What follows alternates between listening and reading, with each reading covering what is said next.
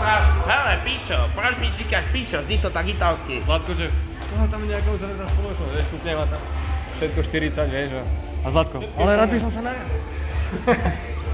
Ideme? Ideme? Chalani, ideme? Aj by som išiel. Čo majú ako menu číslo 1?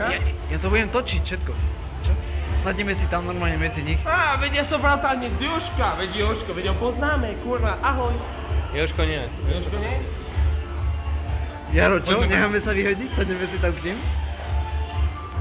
Á, to by bol zážitok. Práve som sa zamiloval, to bola žena mojho života. Dobre. Nie, to Bajlo je skôr žena mojho života. Ty si ju nevidel spredu, ty kokot. Teraz išla za bar. Radšej by si bajala.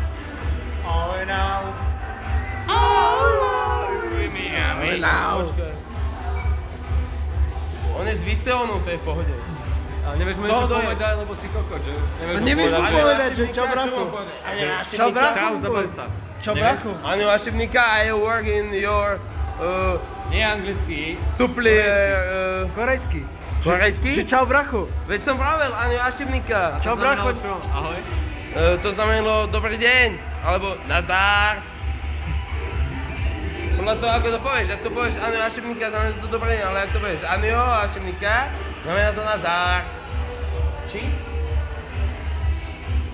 Čikita? Anio, Ašimnika. Taká čikita. Nazdar. Ale